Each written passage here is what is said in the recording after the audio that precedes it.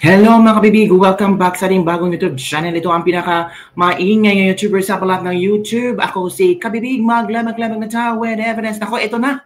Ito yung BBM supporter na si Mike Abe. Sinibak sa PTV. Di ba itong si Mike Abe sa SMNI ito? Di ba?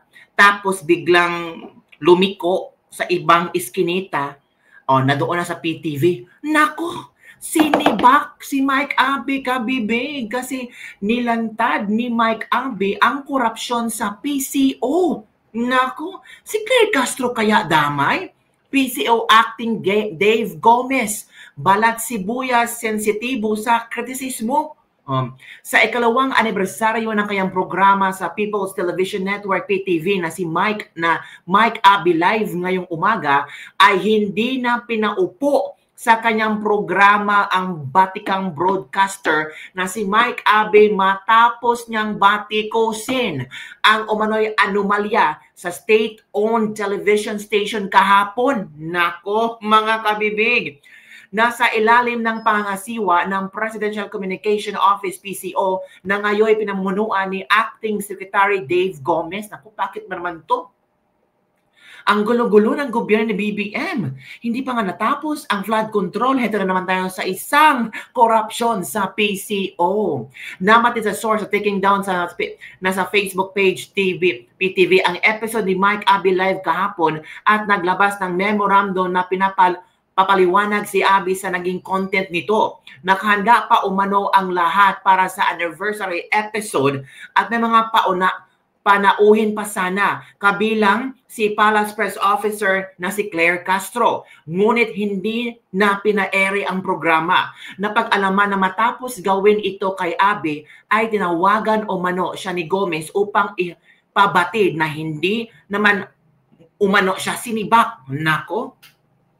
Hindi na umano nagpapaawat si Abe at hindi rin babalik sa programa niya sa PTV dahil napahiya umano siya sa kanyang mga panauhin ngayong na hindi pinapaere ang Mike Abe Live. Sabi ni Mike Abe, ayoko na, uuwi na lang ako. Balat sibuyas pala ang mga tao rito. Nako, matandaan na si Abe ay dating may programa sa SMNI, ngunit hindi siya konforme sa mga pinagsasabi ng may-ari ng istasyon na si Pastor Apollo Kibuloy at sa gitna ng kanilang programa ay nag-walk out siya rito. Nako, mga kabibig. So, ito pala ang trending, mga kabibig, na pinag-uusapan at ito pala yung video ni Mike Abe, mga kabibig, na kung saan binanatan niya ang PCO, ang anomalya, ang korupsyon sa PCO.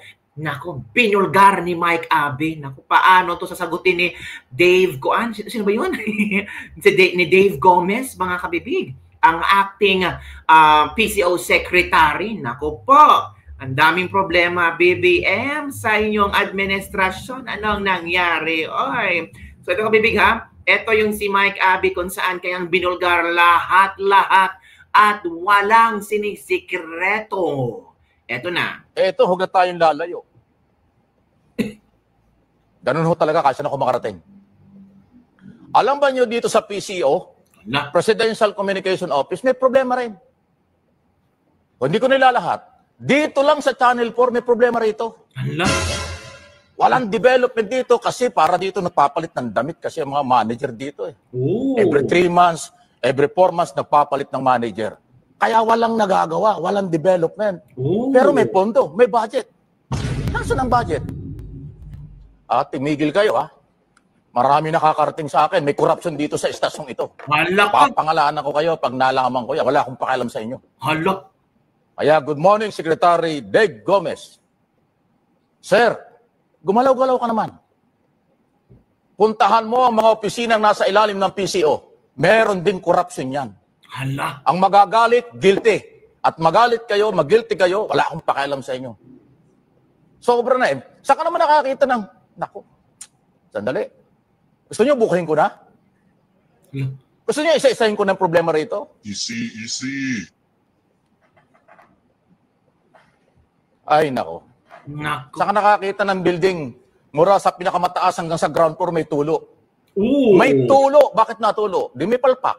Baka diskaya yan. Dito, ang mga kwarto, walang aircon. Ooh. Ano yun? Office of the President? Pinagmamalaki nating Office of the President? Ay, may budget po yan. Taon-taon may budget. Kaya ngayon, may budget po, Secretary Gomez. Sir, tumaharap ka sa pagdinig ng Senado at Kongreso tungkol sa ating budget. Ilaban mo naman ito. Linisin mo ito. Papalit-palit tayo rito ng manager. Hindi ko alam kung anong ginagawa nila. Diba? Sa totoo lang, ha? Every 3 months nagpapalit ng manager dito. Magagaling yung mga napili, pero nagsisimula pa lang, sinibak na. Ano? O, ano magagawa? Naglagay ka rito ng manager na pangmatagalan, na re-reforma ng problema sa PCO at Office of the President, lalo na sa PTV. Nako. Kahit dyan sa Radyo ng Bayan, Radyo Pilipinas, akala nyo, marami rin problema dyan. Sa PIA, Philippine News Agency, lahat ng communication ng PCO. May problema, sir. Ayusin nyo. Hindi lang ang pagpapatunay lang po ito, mga kaibigan, na hindi lang ang DPWS ang may problema sa paggamit ng pera, paghawak ng pera, proposed project at budget every year. Maraming ahensya ng gobyerno ang may ganyang problema. Iisa-isahin ko yan pag dumating ang araw. Inuna ko lang, baka sabihin niya ng mga nakikinig, Mike, binabanatan mo kami, pero yung opisina mo, hindi mo nasisilip. Ayan, inuna ko. May problema kami rito. Baka sabihin niyo, Mike, manalaming ka. Yan ang ginagawa ko. Sasabihin ko kung saan ako nandoon, sasabihin ko kung ano nangyayari, bago ko sabihin ng iba. Para hindi masilip na may pinagtatakpan tayo. Office of the President ito, pero hindi alam ng Pangulo. Maraming problema, sir. Pakiayos lang po. Dahil kaya tuloy-tuloy tayong pagbabayad ng buwis, bilyon, trilyon ang budget natin taon-taon, alang-ulang nangyayari. Nakakahiya tayo, sa totoo lang. Sinuulit ko, ang magagalit sa sinasabi ko, guilty. Kung galit kayo sa akin, bahala kayo sa buhay nyo. Okay? Wala, sobra na eh. Ayaw ko ng plastikan, ayaw ko ng budol, ayaw ko na nagsisinungaling. Tama. Gusto ko yung totoo. Dito sa Mike Abby Live. Totoo. Pag tama, tama. Pag mali, mali. Merong korupsyong nangyayari kahit sa opisina ng gobyerno. Kahit dito. Kala nyo, hindi ko alam yan. Ang isang kalukuhan niya rito, tapos na. Kailan ba nag-eleksyon? Nangako sila, nagpapirma ng mga dokumento. May allowance daw mga tao rito. Masasarap ng buhay nung nahalal. Wala pa yung allowance. Nasaan ang pera? Paliwanag kayo. Nasaan ang pera ng mga tao? Pinagpirma nyo ng dokumento, may allowance yung mga news anchor dito sa PTV nung last election. O ano nangyari? Kailan ba nag-election? Mayo. Di ba? June, July, August, September, 4 na buwan. Bariyang pera, hindi pa nyo mailabas. Bakit nangako pa kayo kung hindi nyo kayang ibigay? Korupsyon yan habang nadidelay. Ang korupsyon, i-delay mo ang proyekto, i-delay mo ang pag-release ng budget, korupsyon yan. Kahit hindi mo nakawin, part yan ng korupsyon. Kasi dinidelay nyo. Bakit? Nasaan ang pera? Yon mga kabibig ha, yon ang pasabog ni Mike Abby. Naku, may corruption pala sa PTV. Naku, PCO Secretary Dave Gomez, ano kaya ang inyong reaction hinggil dito? So far, ang nabasa natin mga kabibig ay napag-alaman na matapos gawin ito kay Abby ay tinawagan umano siya ni Gomez upang ipabatid na hindi naman umano siya sinibak. Hindi na umano nagpaawat si Abby at hindi na rin babalik sa programa niya sa PTV dahil napahiya umano siya sa kanyang mga panauhin. Ngayon na hindi pina-ere ang Mike Abby Live. Sabi na isang source, sinabi raw ni Abby na ayoko nang uuwi na lang ako. Balat sibuyas pala ang mga tao rito. Nako. Paano na yan? Naku po, nakakahiya naman ang mga pinaputok na iskandalo ni Mike Abby. Totoo kaya iyon, kabibig? Ano ang iyong reaction hinggil dito, kabibig? Maniniwala ba kayo sa mga pinapasabog ni Mike Abby na merong malaking korupsyon sa PTV. Naku po, paano naman yan? Nakakahiya, ang daming korupsyon sa Pilipinas. Korupsyon sa flood control. Korupsyon everywhere, mga kabibig. Di ba? Sabi ni Adrian Pascual, I can only imagine that SMNI is smiling at you, Mike Abe. Dave, pinapahiya ka ng tao mo in public, oh? Wala ba kayong open door policy or JC man lang? Baka naman AI to. Nako po, ano kayang gagawin ng PTV dito? Yan ang yan ang mga komento ng netizen. Ito pa, deserve ni Mike Abe, traidor kasi lang. Ito yung biglang nagbago after umalis sa SMNI. Hala, parang yung iba ba, parang sabi dito, pinaparesign po yan kasi nabayaran ata ni Marcos. Ay, naging dakilang taga-sipsip ng itlog. Grabe naman kayo. Hindi naman pala nabayaran nung kandidato niya nung election.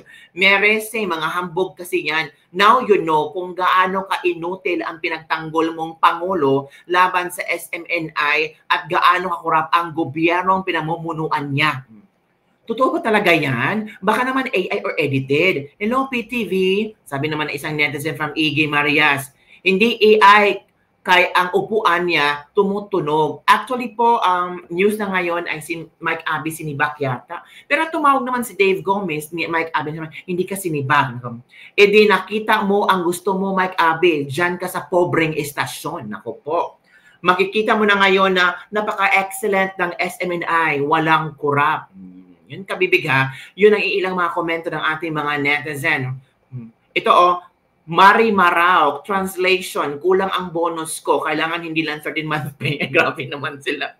3 years, ngayon lang kayo nakipagsalita sa kalagitnaan ng term ni Bangag Jr. Anong meron? No. Parang, kaya nga, bakit ngayon lang siya nag-ingay? Ang tawag ito, Nako. Ito na naman ang bagong trending topic. Mawawala naman ang flood control. Mike Abe on the road. Grabe naman. Kaya di nagtagal si Attorney Trixie Angeles dyan sa PCO nang dahil sa mga kurap na mga opisyal. Ganda ng buhay mo nito sa SMNI nung nasa SMNI pa siya, para na nga siyang may-ari. Lahat ng anchor ng SMNI mataas respeto sa kanya. Pero binastos niya ang former president ng SMNI na si Pastor Kibuloy nung naka-live at TV. Interview dapat niya yon via phone. Kinuhanan niya ng opinion si Apollo Kibuloy. Anong masabi daw niya sa first one ni BBM? Ayun, nagamit siya kay Apollo Kibuloy na wala namang masamang sinabi. Ang lapel, padabog niyang tinapon. Ganda ng buhay to sa SMNI. May mga accommodation pa, ganda ng office, walang tulo ng tubig, may 6-digit salary, libre pagkain, airfare, sakyan allowance, etc. Kaso bastos rin ito eh. Ay, di siya pinatayan ng mic. Hindi mo na pinatayan ng mic. Oo nga, di ba? So, talagang binigyan siya ng chance na magsalita. So, yun lang kabibig ang ating Libag-Libag for today. Ano ang iyong opinion dito kay Mike Abe? Totoo kaya may corruption sa PCSO? Comment down below. Nako po, madaming madadama dito. Nako, another problem ng BBM. Ang PTV ay ito at People's Television, di ba? So, it means pagmamayari ito ng mga Pilipino. Di ba, mga kabibig? Yun lang ang bibigyan ng ating Libag-Libag for today. Don't forget to like, share, don't forget to like, share, and subscribe to the channel. I-like mo na. Sabi na iba, karma yan ka Mike Abe. Ito na ba ang karma ni Mike Abe? Bye everyone. See you next time.